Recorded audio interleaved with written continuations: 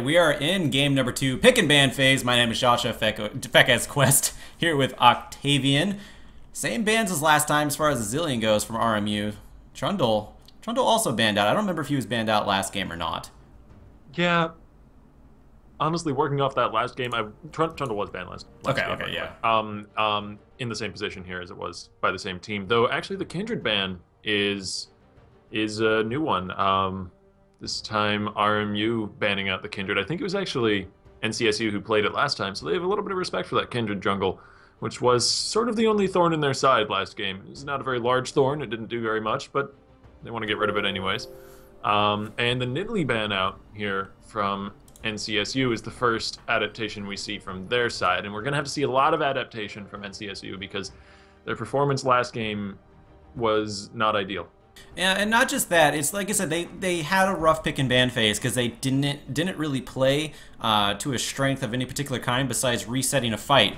And RMU read that like a book. They didn't pick fights. They just pressured lanes, pressured objectives, and avoided all-out team fights until the very end when they had such a huge lead that, I mean, NSCU couldn't do anything about it. So they want to definitely change up the picks here. They changed up the bans by banning away Nidalee. I'm going to see if it's going to be enough. Turb locking in the Gragas, taking that one away. Or no, taking that one away from Giscard. Giscard used that top lane last time. Not used to seeing him top lane, but maybe locking in the Maokai this time around. And this would be a literal mirror of the last 3 picks from last pick and ban in terms of team color, if not team name, as the teams have swapped colors here with NCSU over on red and Robert Morris on blue now.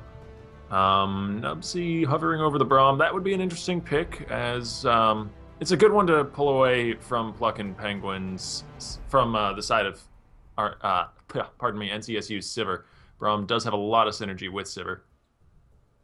Yeah, a lot of synergy with Lucian as well. Yeah, very much synergy with Lucian, considering he does have the Lightbringer passive with that double tap, easy to proc the passive of a Braum. So going to be taking advantage of that one, and more likely, I mean, we've seen Mikey Mouse go off. If he can go off on a Lucian, it may be even more powerful than a Severe. We'll see how that one works, considering he does have that almost instant-ready stun every, like, 10 seconds if he wants to be able to pull that one off with Cyanotic going on the Braum. But we'll see. We'll see if they decide to do a lane swap this time around. I believe NCSU initiated it last time. Actually, I don't even remember because the game got started a little bit late and we're too focused on Maki Moss getting a double kill in the first minute of the game, so we'll see how that one goes. But we have a Malzahar locked in. I'm so excited to see a Malzahar. He's extremely powerful, but don't see him in competitive play too much because he has a lot of weaknesses. Very much immobile, has a good amount of counters coming from the mid lane, but that doesn't mean that a well-played Malzahar can't do so very much work. His damage on Malefic Visions, his E, the one that hops around during a team fight, is absolutely intense, and a Malzahar with a lead is a dangerous, dangerous Malzahar. Here's the Xerath that wasn't banned out this time, and we may see it locked in here, as this is one of the pocket picks that was respected in the last pick and ban phase. Cyanotic is hovering over that one. It would be a decent pick against the Malzahar, because your Malzahar has to get in range to really do a bunch of damage with his Nether Grasp ultimate. We'll see if, yeah, extra Cyanotic is going to lock that one in. And looks like Turb going to go onto the Fiora in the top lane, so a lot more of an aggressive top laner besides the Maokai, as opposed to the Maokai like you picked last game. But now, I believe that is going to be a Malzahar jungle. I've heard so much about it, but I've never actually seen it. Okay. This is strange. Well, the first most important thing we have to see about this Malzahar jungle, and we'll be able to see once we do get into game, is it AP or is it AD? The majority of Malzahar jungles, which I can't say has been a lot, but the majority of ones that I've seen... Right. Oh, no, is it Karma jungle? Is it Karma jungle? They're playing games with us here. They're swapping around. I have seen a Karma jungle. I would believe either one at this point. This is pretty crazy. But the majority of Malzahar jungles that I've seen have been AD because it leads to a much better clear speed. You can tank things with your minions, and of course your minions actually do pretty good damage. Because the Voidlings, the little minions that Malzahar spawns on every 4th spellcast, or is it 3rd? What? It's 4th. 3 or 4th spellcast. I believe it's 4th. Yeah, because it stacks up to 3 and then it spawns. Correct. So every 4th spellcast. They do scale with your AD, I believe either 0.8 to 1 or 1 to 1. Either way, it's rather strong. Yeah, it's that one is definitely going to be interesting. Like I said, I've not seen a Malzahar jungle. I have seen a Karma jungle, but it doesn't really matter. And I would assume that's going to be an AD Malzahar, considering how much AP they actually have on the team, and that allows the Voidling that actually scales off of AD. So, which I believe you play AD Malzahar. Out of all people I'm here with, you play AD Malzahar because you're a troll. But I believe that is going to be an AD Malzahar in the jungle. Just makes sense considering, like I said, the Voidling, he will deal a ton of damage to the jungle camps and increase the wave clear. The other thing about this AD Malzahar pick, and I know you got to get into plugs, but I just want to say one more thing, is that it opened up the opportunity to counterpick Nubsy's mid lane because it means that Shadow Visions is now on an assassin rather than on an immobile mage, so he can pick into that Ahri and he can try and take down the Xerath. It's a really interesting flex pick that I am certain RMU did not see coming. Yeah, very good point on that one. We'll see how that turns out on the Rift in about 2 minutes. My name is Joshua Fekes Quest here with Octavian. Gonna give a quick shout out to the sponsors here, Twitch.tv, Brain Gear, and Azus ROG. Of course, Azus ROG. Want to give a special one to them because they are funding the road to DreamHack for the teams, for CSL, for the prize pool as well. So thank you very much for sponsoring the CSL. We'll be back on the Rift in about 1.5 minutes. Hopefully, Riot Client catches everything from the beginning, because if it's as action-packed as the last game, I want to see every minute. Stick around.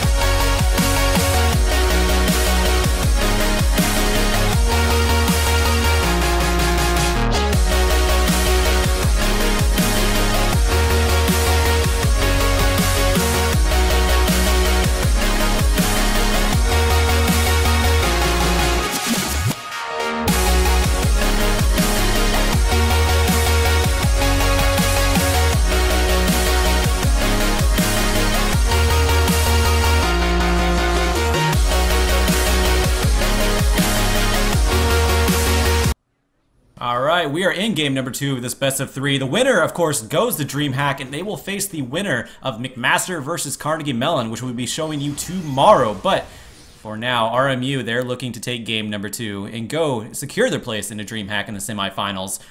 Of course, NCSU, they're looking to bring this to a game number 3. It's gonna be, there's a very tough battle for them though. My name is Joshua Fekes Quest, here with Octavian. We got into game the first minute here. First, actually loaded in everything. No action though. Line of scrimmage being drawn. Yeah, it looks like we're not going to be seeing nearly as an explosive level 1 as we saw last game, which is a very good thing for Pluck and Penguin. Malzahar is not the best at holding off early invades. That's not to say we may not see one ever. Because of Malzahar's weakness in the jungle to said invades, Freaking Pope may look to go a bit aggressive later on in the match. That'll be something to keep an eye on.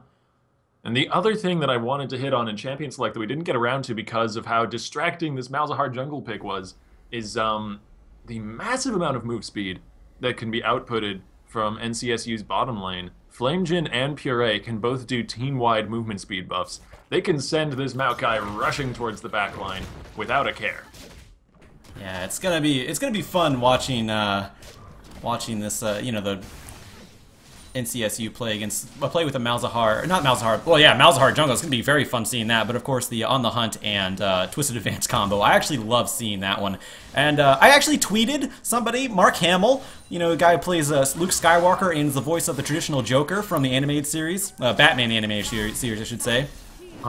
He actually favorited my tweet. I tweeted him C Star League, or the twitch.tv/C Star League. So if you're in here, thanks for showing up, man. That's awesome. But we're going to get back into the action here. Puree getting hit with... Becca's a little starstruck. Oh my god, you wouldn't believe... Come on. Come on. If he showed up in Austin, Texas, I don't know. I don't know. I'd be giddy. I'd be nervous. I'd just be nervous casting. But we'll talk about that if it actually happens. But yeah, so... the one thing about NCSU, they did pick up a lot more wave clear, a lot more siege like than they did last time. They have Severe, they have Ari, a lot better. And of course, Pluck and Penguin, even if he goes AD, he can still, the Malefic Vision still does quite a decent job clearing, and especially if you have the Voidling out. The Voidling it's underestimated as far as its power is concerned when you're AD. That is something to consider if he can get going, but he has to get going first, and I'm surprised that Freaking Pope is not just counter-jungling him right now. One of the... Ooh, nice! Goodness. Full combo there from Nubsy, showing us that he can pull out more than just the Vel'Koz, but he seems to have a preference for these long-range immobile mages. But... Ooh, we have a gank here, the first one of the game from Freaking Pope. He's actually going to be flashing, really committing to that body slam. Oh, man. And it's just going to be traded flashes here so far. Freaking Pope now below half health, has to walk away from the gank. Maybe a little bit too over-aggressive. Flash traded for flash, though, about equal resources burned. And Puree is low on health here. And that's one of the reasons why, actually, something I wanted to hit on. Puree actually tanked up the majority of the Gromp at the start for Pluck and Penguin, which gave him a really nice early start to the jungle here. So they're compensating for this Malzahar jungle. They're playing the early game much more purposefully than they played the last one. Yeah, and that's what we see a lot of times in these best of threes, especially in these collegiate games, is that, well, we see it in the professional leagues as well. Teams adapt, and teams adapt pretty decently too. Hold on, we have a gank in the bot lane. Puree being focused here as he is flashless right now, and that will be first blood to Mikey Mouse. 400 more gold going his way as he picks up first blood for the second time in our best of three. Yeah, and yeah, we saw how Mikey Mouse went off last time. He's looking to do the exact same this time around. First blood, he may go back for an early call. Not as early as last time, but it would still be very effective getting it so early this time around as well. He's not on a huge farm champion like Severe, but I mean, he's an ADC. He's going to farm no matter what. So an early call, would not be surprised to see that here. Turb in the top lane, of course, going to be shoving in Giscard right now. And that's actually, I feel like that's the best place for a Maokai. It's just underneath his turret. He can't be pressured as much, and if anybody tries, he'll just Twisted Advance them and have the turret just auto attack him. Speaking of Turb, we did just see him crit a minion, so he's running that 1% crit rune. It's the best rune ever. You can't go wrong with 1% crit. It's certainly interesting. Which is actually really valuable because it's not technically 1%, but the game rounds it up to 1%, so you get so much more value out of that. Yeah, it's. I did not know that. Yeah, I mean, I don't know which one he's running. It depends on which one he runs. Sometimes it does if you if you have enough, but it's definitely worth it in my opinion. I don't know how it works on a Maokai, honestly. Here comes Freaking Pope, though. He's dashing in from the jungle. Shadow Vision's going very low, but doesn't have to burn any summoners, so he'll be alright for a little while longer in this mid lane. And some damage was traded back onto Nubsy, who's sitting below half health as well. And Shadow Visions, of course, does have the Biscuit remaining, but he chooses to go back on home to base anyways. Maybe sitting at a good breakpoint for items, does pick up a Fiendish Codex. Yeah, and this is one of the difference between the mid laners right now, is the summoner spells. A really big difference is Nubsy, he knows he can kill with his jungler, doesn't need the ignite, can actually go teleport and help out his team globally. And it worked out really well last game. Shadow Visions, he relies on that, especially as an assassin, Ari relies on the Ignite to pick up kills. So if you cannot use that that Ignite to pick up kills, then you're wasting a summoner spell, and I feel like you're wasting potential when you could be having global pressure in that from that mid lane. But we'll see. He just hit level 6, so Spirit Rush is up for Shadow Visions right now. If he does land a charm with a Spirit Rush, could be a kill for Shadow Visions and take advantage of that Ignite. It was picked up by Mikey Mouse. So he's going to be stacking that one up and just getting as much gold as possible, as early as possible. And just like last game, going to try to put himself into the mid game as early as possible. And here we see Gragas back down on the bottom side of the map once again. This time there's enough vision to stop him from getting an element of surprise, though. But he's been focusing down here quite a bit, looking to get Mikey Mouse even further ahead. And earlier, Puree really just didn't give enough respect to this Gragas. There's the flashing from Fucking Penguin. He's got the ulti. Nubsy getting held up forever and a day. There is no way he gets away from that one. And matched teleports from both top laners will fizzle out any further action in the mid lane. As that is just a permanent chain of CC. Flash into Mal's ult, into Charm, and into Death, which is, of course, the best crowd control there is. Yeah, we just saw the power of a level 6 Malzahar gank. People underestimate it, but if you can land the Nether Grasp without interruption, and there's only one person in the mid lane to worry about, it's a very powerful gank opportunity, because they're going to be stuck there for about 2.5 to 3 seconds. And if you have another CC chain followed up by it, which Shadow Visions does with the Charm, it's most certainly going to mean death, but a little bit of aggression in the bot lane here. There's the flash from Mikey Mouse. He gets exhausted. Exhaust's traded both ways now, and Puree is getting the almost full force of this culling, but a bunch of body blocks do come through from Flame Jin, who's keeping his support safe. And one summoner spell just about survives. Flash on Puree is just going to be coming up, and Flash on Sonotic. So supports have Flash, but other than that, everything burned in a 2v2 bottom side. Yeah, Mikey Mouse actually took a turret shot on that one too, so he wasn't able to be as aggressive as he wanted to be. He got taken hit with that turret very early on, and he actually had to back off, and that's when you saw the culling come out and back up, dishes out as much damage as possible. I feel like the culling would have came out a little bit later if he didn't take that turret shot, and maybe even dove for the kill, because he had flash up. He only flashed. I don't know why he flashed into that auto attack. That was a little bit interesting, but be it as it may, yeah, summoner spell down for Mikey Mouse. Flame Jin's flash is almost up, so he will have the summoner spell advantage pretty soon. But gank in the top lane. Kiskard going to be flashing just in time to be knocked the wrong direction from the ulti. And Frankenpope will trade his ult for a flash topside. Not a bad trade. No, not at all. So, Frankenpope, he's not going to go over to the red buff. He's plucking Penguin. I think he's actually going AP. I believe that is the yes, yeah. That is Runic Echoes. Runic Echoes. So, not the AD Malzahar we expected, though maybe it'll be hybrid. I really have no idea where this build is going to go. Well, with that's what makes me so excited about it. With that being said, whenever he ganks, it's even going to be more effective, because now the Nether Grasp, it's going to do a massive amount of damage as well as lock somebody down, especially in this mid lane, especially against Nubsy. He has really nothing to counter it, and you don't build a Quicksilver Sash. Hold on. There's right to the arcane flash. Oh my god! Spirit Dash almost into death. Nubsy flashes forward, and he gets the Q at max range. Picking up the solo kill, and now plucking Penguin. Comes out of the wrong bush at the wrong time. He turns around, but just to face the concussive blows. Nubsy, though, is now going so very low. His flash was burned aggressively, and Puree showed up to clean up the kill. Sonotic is going to have to head on home back to base, as plucking Penguin knew he had a support incoming. Yeah. And Nubsy, he used his flash to get, like you said, to get in range to kill Shadow Vision. So, kill picked up for Nubsy. Shadow Visions did not get much out of that, besides I think he might have got an assist. Or no, he didn't even get an assist out of that one, because he got the assist earlier with the gank. So, that still is alright for Nubsy, considering... Malzahar jungle. Yeah, Malzahar jungle's effective right now. And like I said, he's going AP. That means this is his Nether Grasp. He can turn things around like that. If he went AD... that Nether Grasp may not have done near as much damage as it should have to get the kill, but Puree there to help out. Very nice turnaround from NCU, North Carolina State University. Sorry about that. Yeah, who are much more steadily holding their own this match than last one. And can I quote you on that one, Fekes? Malzahar jungle is effective right now. You can. Can I put that one up on the wall somewhere? You can put that one on writing. I just want to be able to remember that quote. We can poke down on the bottom side. He's put a lot of attention down here. He's turning the corner, maybe into a gank. He's spent quite a bit of time on the bottom side of the map here. Yeah, he's really focusing on Mikey Mouse right now, so wants to get that going.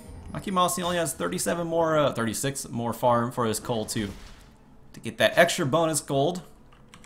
And actually, if we look over to the gold right now, he's actually not ahead. Plucking Penguin on the Jungle Malzahar actually has the most gold in the game right now, which is very impressive.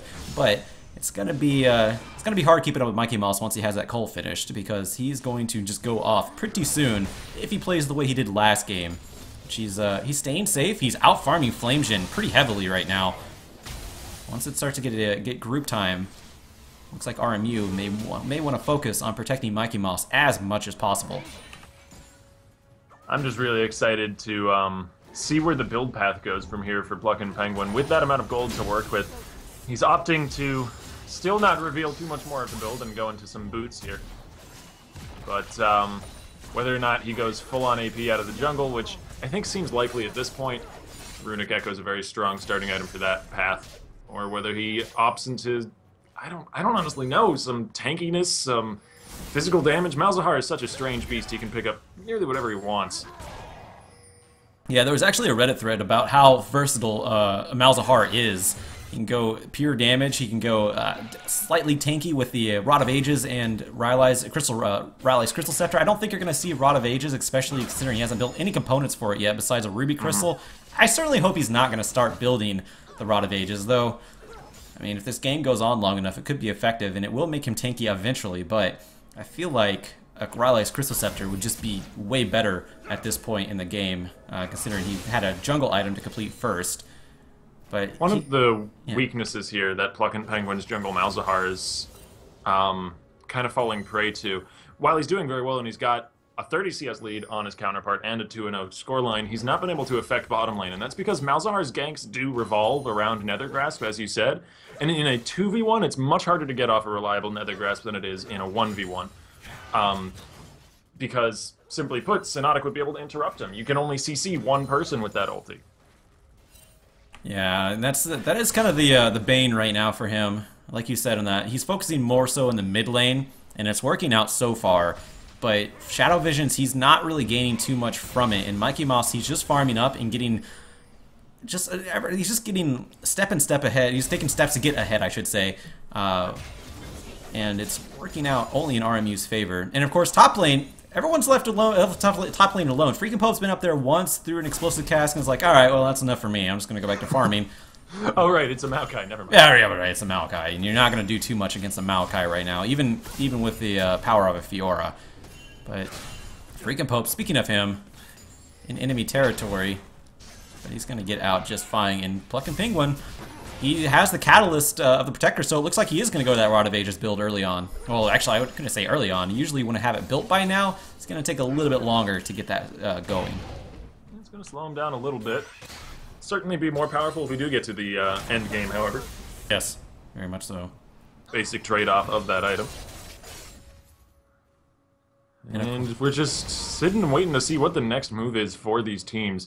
We haven't really seen any large-scale skirmishes yet, just some ganks, mainly in the solo lanes. And both teams are pretty well kitted out for these large-scale skirmishes. Dragon fights, things like that. Fiora works really well. Maokai with the teleporting would be great.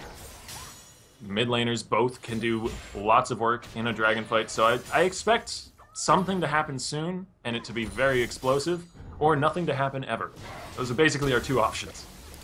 Those are very extreme options on both sides of the coin there. It's just a matter of how aggressive these teams want to be. Because either one team makes a move and the other has to answer in full force, or neither team makes a move. Yeah, that's very true, and we'll see. If any team makes a move first, I would like to see moves being made, because that means action, and action's always fun to watch, of course. That's why we're here. We don't want to see every lane go as the top lane does, and just farm to their heart's content. Which, you know, to Giscard's credit here, staying even in CS with Turb, that top lane is extremely even. But first dragon of the game going over to NCSU. They're securing the objective so far, so, you know, props to them. They're doing way better in the early game than they did last game. Yeah, and they're holding their own in laning phases as well. Both solo laners are, as you said, with Giscard here holding even in the mid lane as well. It's incredibly even between these two.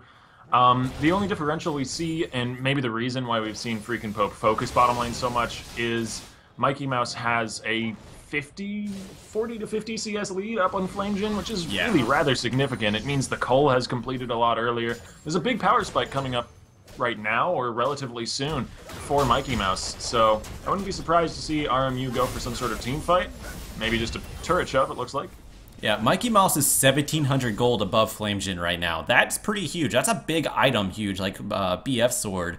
So may want to capitalize on that one pretty soon, but with severe spell shielded, they're actually staying very safe, and they also have Puree shield here to also keep Flamejin safe. So that is what you the best thing you can do if you're NCSU in the bot lane right now is just stay safe. You're not gonna beat Mikey Mouse and Cynotic, so just stay safe and farm and farm and farm.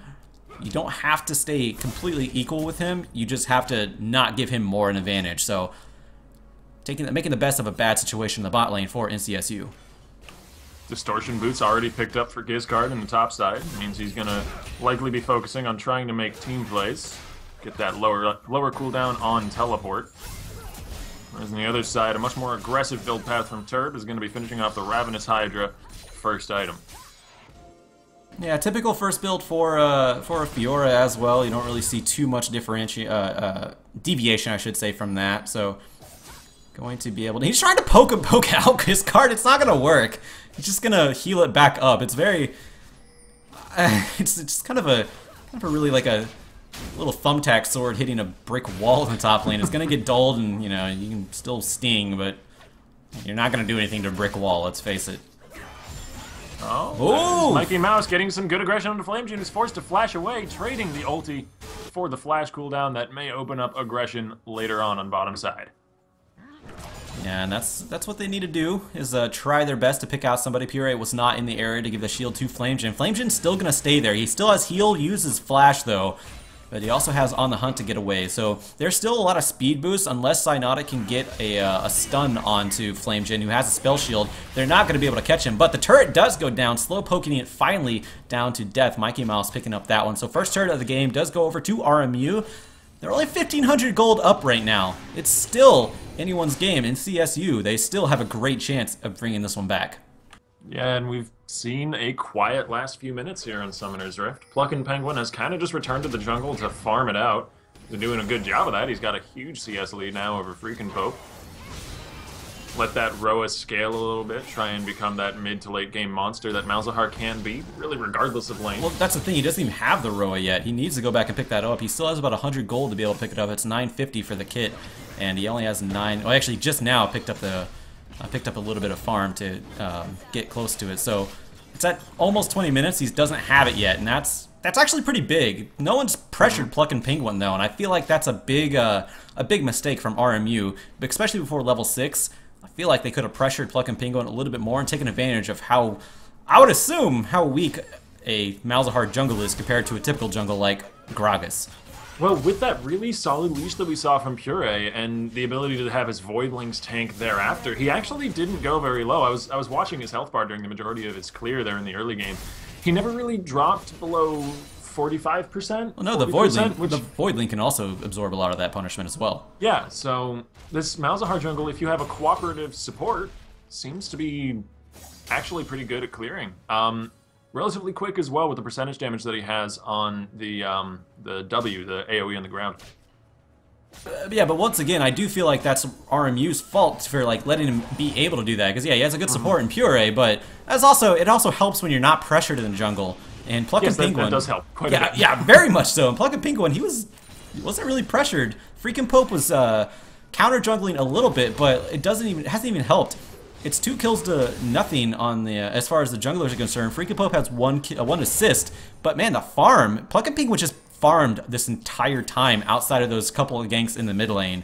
Other than that, he hasn't really done much but farm. He's trying to make something happen here. Yeah, Cynotic, but he's tanky. He's not going to go down right now. He also has an Aegis of the Legion, so going to help out his team. And that's the thing. That's why I was expecting to see 80 Malzahar, because there is so much AP on the side of NCSU. Maokai is going to have a great time itemizing against this one, considering he loves building Spirit Visage. Not Maokai. Never mind, I take that one back. Right. Freaking Pope is going to have a great time itemizing against that one, because he also enjoys building... Yes. Yeah, it works both ways, no problem. He loves building Spirit Visage. He's going to have a great time just absorbing a lot of the punishment that NCSU can throw out. And we're seeing the scaling damage of this Malzahar even through Synodic's Aegis of the Legion there. He took quite a bit of damage, but we didn't see Pluck and Penguin want to commit fully to that 1v1. As Braum is, as you said, not quite the most tasty target to take down. No. He actually the takes biggest differential is this 50 CS lead that's still been further and further extending for Mikey Mouse and is translated into a full item up. There's the flash in again! A repeat from earlier. Nubsy's once again just CC trained into death. And Malzahar is now 3-0.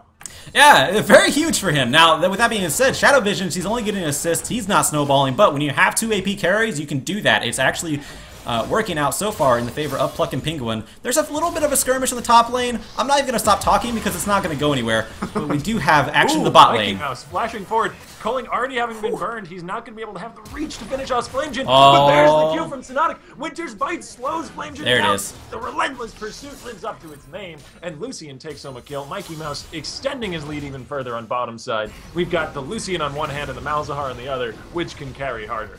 And now, but look at this, hold on, we do have a lot of pressure coming out from NCSU into this mid lane. They took out the first mid lane turret, going for the inner, and does get it. And this is one thing too with a Malzahar. You have an extra minion to pelt away at the turret, but not only that, to also absorb turret damage, to keep a turret alive. Now while I talk about that, Mikey Mouse with that aggression in the bot lane and so much focus in the mid lane, that means that there is a bot lane inner turret to take down as well. So very nice counter from RMU. Nice read, but 2 inner turrets going down. One in the mid lane, one in the bot lane. And Turb was trying to get something up in top side as well. Gets quite a bit of damage down there. And with simply a better position on the Dragon Pit, that's going to be RMU taking home their first Dragon of the game as well, evening up the Dragon score. Freaking Pope gets taken relatively low, but does have Body Slam to belly his way out of there. Yeah. I don't think belly is a verb. Well, you can make it into an action verb as long as it, I mean, we all know you mean, so it definitely can be an action verb. But let's talk about the gold lead here. It's not very big. It's in favor of RMU because they just now got the mid lane turret to try to counter a little bit of what NCSU did a few moments ago. So 3 turrets to 2 right now. Dragons on both sides, 1 dragon apiece. And yeah, this game, by this time last in game number 1, I think it was actually over. So NCSU, mission accomplished. They are bringing this into a mid to late game now, and may favor them considering how much of a good role that Pluck and Penguin's gone on. Not having lost yet is certainly an improvement over pretty much anything. Pretty much losing right now. Yes, it's hard to go down from there. And I think it's because we've been talking about this Malzahar jungle a lot, and it's partially because of the Malzahar jungle, but not because simply of Malzahar being the jungler, but because it allowed Shadow Visions this Ahri pick in the mid lane. He's 0-1 and 2. The scoreline doesn't look that impressive, but he's been having a much better time of it against Nubsy here, who's not going nearly as crazy as he did last game. Really, the only lane that we're seeing a large discrepancy in here is Mikey Mouse, who's just playing hard to his strengths on Lucian, shoving turrets, getting kills, and hasn't really been answered so far. We haven't seen the powerhouses of NCSU face off against the powerhouses of RMU so far. We haven't seen Shadow Vision and Pluck and Penguin face off against Mikey Mouse yet. I'm interested to see what happens when a full-on team fight comes around, which may be what we have in our hands here. Mikey Mouse has this Quicksilver Sash, so it's going to be hard to lock him down. It's going to take Twisted Advance and the Nether Grafts to do that, as it's a lot easier to land. No, it's point and click CCs compared to the skill shot of a Charm from Shadow Vision, so I'd expect to see those 2 instead. And you do have On the Hunt and AoE shield speed up from Puree to help Giscard get to the back lines pretty easily, so we'll see how that one turns out. But mid lane, a lot of pressure coming out from RMU onto this inner mid lane turret. They want to even up this mid lane turret. They have 4 turrets to 2 now. Mikey Mouse has been rotating very well, picking up objectives, and that's what RMU did so well in game number 1. Able to pick up objectives over kills. And it's 26 minutes, only 6 kills, and so objectives, they're definitely what needs to be focused on by both teams right now. RMU has quite a good sieging comp. They've got the Xerath pick, of course, even not having the best score line, is coming out of mid lane, doing quite a bit of damage. Has 2 completed items, and we'll be picking up a blue buff here. There we go. We'll be picking up a blue buff here. That took a little longer than it needed to. Yeah. And that's going to allow them to try and set up some sort of siege, but it's going to be countered here by Flame Jin and Pure, and honestly, even Shadow Vision, who all have really good AoE wave clear. Man, Spirit Visage on freaking Pope, he barely took any damage from Malefic Visions. So, I mean, like I said, itemization, very easy for freaking Pope right now. I wouldn't be surprised to see him build a Banshee's Veil. Looks like he is going to be building ZZ-Rot. Yeah, ZZ-Rot, yeah, because Aegis of Legion actually builds into the banner command, the Reaper Cloak, or actually I don't even remember what that's called, builds into the Z-Rot. So it is going to help him out even more, and it also helps shove these lanes as well. But nice rotation coming out from NCSU, picking up the top lane outer turret. It's a little bit late. They're looking for the fight, the culling to start off the festivities. Mikey Mouse now dashing forwards with that relentless pursuit. Here comes right of the Arcane. Pure is so very low, but he dodges out all 3 shots. Turn now the focus of this Nethergrasp is going to go down below half health. Nobody has fallen quite yet, but a lot of cooldowns have been burned, and both teams are going to try and back away from this. Freaking Pope dashing, and there's the ulti to spread some discord among the enemy team. Argus card now getting dropped pretty low. Shadow Vision's forced to leap away with the ulti defensively. Freaking Pope still holding up the front line for his team. Nobody going down and everybody going low. And a very well-fought team fight from the side of RMU, who come out 1-0. Yeah, that was a nice team fight, but they still lost a turret. It was actually a really nice disengage from NCSU, using the speed up from the shields and on the hunt to break away from the engage of RMU. And they actually got the flash out of freaking Pope, so he won't be able to do a flash body slam for a while either. It was a nice pickup onto Flame Jin, but damage done. They got the turret and they got out, so the gold isn't too far spread still, only about 2.5k now. It was very well played in the mechanical play of it, even if it's a 1 kill for a turret, and it didn't come out too great for them in terms of gold. The way they passed the damage baton there during that fight, and they kept having someone rotate in to tank all the damage from the enemy team, then rotate back out, everybody getting out with like a 1/3 hit points, that's exactly what you want. You don't want people to die. It's okay if people go low. Close doesn't really count in League of Legends. It's not quite good enough. You gotta actually finalize the kills, and if you can keep rotating people out and make full use of everyone's hit points, that's an ideal team fight. And of course, Locket of the Iron Solari is finished on Cyanotic, so there is a lot to teamfight with on RMU. There's so much defense from the huge magic damage coming out. If they eliminate Flame Jin like that, they can pretty much win a team fight, because the damage is going to be so diminished from NCSU, because Flame Jin, he's the only AD champion on that team. They need his damage in order to really be effective in these team fights, especially with, like I said, again, it's so easy to itemize against a full AP team. The dragon is started by RMU. This will be the 2nd dragon for them, which means they'll be able to siege turrets just a little bit easier. And with the zone from Cyanotic, that pretty much seals the deal on that one. RMU picking up the 2nd dragon pretty easily at 29 minutes. This is going to be a 3rd item, Rylai's Crystal Scepter from Pluckin' Penguin's Jungle Malzahar. So looking to get that off-tanky Malzahar build with the Ro8 Rylai's like you were talking about earlier. In addition to providing some more utility for his team, Malzahar does do a lot of AoE damage during a team fight. Those slows will be rather valuable. Right. So he's building him pretty much like he would be building him if you were in the mid lane, except for the Runic Echoes taking the place of a Luden's Echo. Get that Trekker's Knife, and able to get allowing him to place down a few more wards, actually 2 wards, which technically is the exact same amount as the warding totem, but you don't have to wait for it to be reloaded. You just have to go back to base, and they automatically have two wards. So very similar build. This is essentially, like I said, an AP Malzahar mid lane without the mass amount of farm that you're potentially open to in the mid lane. So Pluckin' Penguin on the Malzahar, he's impressing me, but what's actually dissatisfying me the most, like I said, is RMU not taking advantage of the Malzahar in the jungle and just pressuring him. Well, to be fair, they first picked their jungle Gragas. Though I suppose they could have flexed it and picked another jungle, but the jungle Malzahar was a last pick. They knew exactly what team they were going into. And Frankenpope on Gragas certainly has a slightly better 1v1 than Malzahar would early, but it's not like he's Lee Sin or Kindred or something. He's not one of those high-impact early-game junglers that can make invades work really easily. Invading on jungle Gragas is possible, but not what he's best at. Very much so. And of course, the Malzahar pick, seeing that they knew that they left the Xerath open, more than likely knew Nubsy was going to pick that one, so very well scouted again in pick and ban phase. They'd had so much better of a pick and ban phase, despite, I mean, I'm saying this as they picked a Malzahar jungle. They had a better pick and ban phase. Yeah, no. I mean, those kind of picks can make a great pick and ban phase. Right. As long as you know what you're playing into, and they anticipated Nubsy playing the Xerath, they left it up, knowing that they could do this, knowing that they had 2 hard CCs in the mid lane if Pluck and Penguin decided to go, decided to gank with the Nethergrass, so very nicely read by NCSU. Like I said, they did a lot better pick and ban phase this time around, and Nubsy, he's paid for it. The only 3 deaths on the team so far, actually the only deaths on the team, and all went to Pluck and Penguin. So far, Cyanotic, he's not going to take too much damage.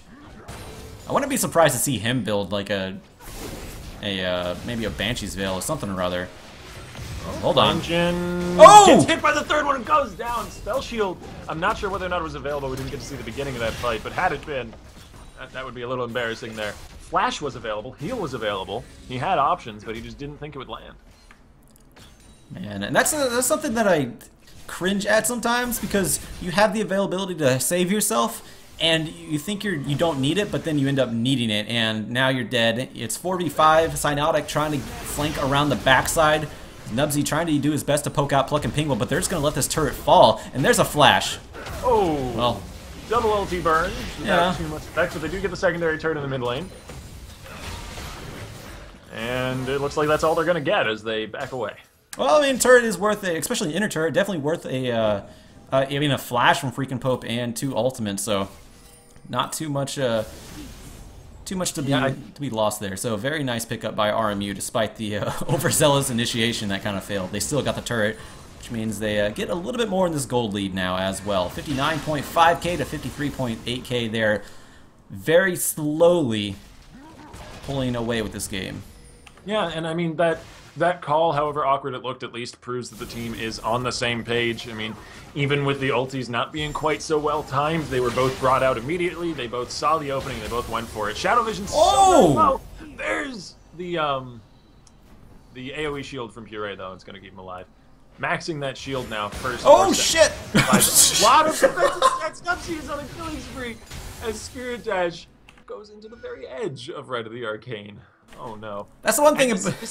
This is the Xerath they tried so hard to shut down. Yeah. They picked around this. They focused it in mid lane, and Nubsy's still coming out of it with a 4-3 scoreline and a CS lead. This is one thing about Xerath is that the camera doesn't get a focus on him all the times, and he can ult outside of the camera range. So, was not expecting his ultimate to come out from Shadow Visions onto Shadow Visions, but a very nice pickup from Robert Morris University. They're going to pressure this dragon. Pluck and Penguin is in the area. Turb, he is split pushing against Gizgard. And so almost the same strategy as last game with Turb against Gizgard here. Yeah. Now he's actually able to do something to him. This relatively cheesy pick and ban phase led to a more stable early game, but that doesn't really matter if the advantages dissipate by the mid game. And it looks like a Baron attempt here from RMU. This could be disastrous or this could be amazing. It depends on how it plays out. And there have to be a flash and a smite from Pluck and Penguin, but there's the flash gone. Cyanotic, very nice ultimate. He gets the animation started before he gets hit by the Nethergrass, but it's not going to matter. Flame Change finishes him off anyways.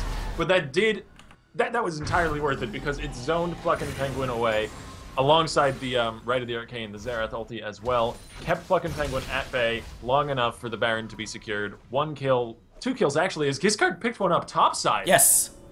Actually, it was Shadow Vision. Shadow Vision actually roamed up there as well. Oh. Shadow Vision was able to pick up Turb. Directed camera decided not to show us that. Yeah, there was a lot going on at that moment. That was mostly focused on Pluck and Penguin. But yeah, so that does mean that RMU has only 3 Barons, but I think that's going to be enough for them. Dragon is up. 3rd Dragon of the game for our Robert Morris University may be coming up here, as it looks like NCSU, they're trying to get in position for it, but not gonna work. Hold on. He's sitting on a ward. He thought he had the drop on them, but it was the other way around. However, he does have flash available and he manages to escape, but that will be Dragon going over to the side of NCSU. Beautiful AoE shield from Pure, able to put it on everybody to dodge the CC from Nubsy. Nubsy has a flash out, and also want to counter that with a very nice explosive cast from Freakin' Pope, completely shut down the catch onto Nubsy, but they did have to give up a dragon as a result. But it's only second dragon of the game. They're still tied up 2-2 on the dragons, and 3 Baron buffs on the side of Robert Morris University. They could easily group and push a lane, which it looks like they're not doing right now. They're wasting the Baron buff, and that is sad to see. Mikey Mouse trying to get something going in the bot lane, but he cannot do that by himself. It's a matter of trying to find an opening. It looked like Dragon was the opening they were looking for, but Nubsy getting caught in the wrong bush at the wrong time put the nix to that, and it will mean that Baron, I mean, while impactful, it gave certainly a global gold lead over to the side of RMU. Didn't accomplish too much. That is the spell shield pop just in time for FlameJin. One shot flies out, the other shot flies out, and we swap to Giscard in the top lane. Looks like the third shot missed anyway, so FlameJin, he is going to stay alive. Pluck and Penguin and Shadow Visions, they can wave clear this easily enough, but the Baron is going to negate a lot of their wave clear here. 3 members strong on the bot side of for Robert Morris University. Meanwhile, Turb and Giscard just doing their old dance, going to be split pushing and counter split pushing. But this time, yeah, actually Turb, since he went down, doesn't have those Baron buff minions, so he's actually going to have a little bit of a hard time split pushing against Giscard overall. Yeah, the bottom lane inhibitor turret down to about 1k hit points. It won't be too hard for them to bring it down from this point. We just need one more good wave of Baron minions. Mikey Mouse goes down to half health. They get the turret. Inhibitor turret goes down to no health. And this is one of the advantages that they do have on Robert Morris University with Nubsy on Xerath. They can poke out underneath the turret. Hold on, Nethergrass was used on the bot side. Nubsy is on a rampage, though, as Shadow Visions goes down. Oh. Penguin's getting knocked back by the Gragas ult. He's shut down as well. And that will be the inhibitor for sure here, as a 4v4 skirmish is played beautifully by RMU. Pluck and Penguin went in to try to lock down who he could with a Nethergrass, but that's the thing, if you're on the front lines as a Malzahar, you're vulnerable. He's not a tank. He is going to get destroyed, and we saw that happen from Robert Morris University. It's almost like they were inviting him in, and now they take the bot lane inhibitor, they take the top lane inhibitor. There's 2 members down for NCSU. They may just wait here. They may actually just pick up the game right here, Octavian. 2-0. Yeah. As Nubsy is still providing that artillery fire from the back, keeping FlameJin at bay. And oh my god. FlameJin down on his nexus as Turb is exercising all of that farm that he's built up. Turned it all into damage, and he is taking home a double kill right here at the end of the game. 0-1 scoreline until the literal last minute. And that's going to be the nexus exploding. A 2-0 going over to RMU. Well played to both teams. Very well played. NCSU, they put up quite a bit of a fight in that second game, but it was not enough. And now RMU, Robert Morris University, they're going to go to Austin, Texas at DreamHack. Congratulations to them. They make it to the semifinals again. We will see who they play against tomorrow between Carnegie Mellon and McMaster University. Very exciting couple of games. We actually have another best of 3 coming up later on today in about 30 minutes, I believe. No, about 55 minutes. It starts at 2:30 Pacific Standard Time. And that, so yeah, that actually should be starting pretty soon. It's, I don't know, I'm on the Central Time Zone. You know what time you're at. So it does start in about an hour, and that will be Waterloo versus Northwestern, and those 2 teams will battle it out to go on to see who decides to go to the semifinal to face who's the good team that played yesterday? Maryville. Sorry about that. I'm Maryville. Getting kind of flustered there on the brain. So pretty clean win from Robert Morris University. Even in that second game, they were able to slow bleed NCSU into a victory. Very nicely played. They were caught off guard by the Malzahar pick, but it, in the end, wasn't cheesy enough. Yeah. They didn't get fully cheesed out. Just the early game. That was extraordinarily cheesy. Don't ever underestimate that. But my name is Joshua Feckes Quest, here with Octavian. We will join you back in about an hour for the next game. Again, Waterloo versus Northwestern University. Stick around. I'm actually going to shut down the stream. Check out our Twitter, Twitter/CSLLOL for whenever the game starts. Again, it'll be about 55 minutes, so stick around. Congratulations to RMU. We'll find out who they face tomorrow. But in the meantime, we're going to see who is going to face the Maryville in the semifinals in, like I said, 1 hour. So stick around. We'll be back in about an hour.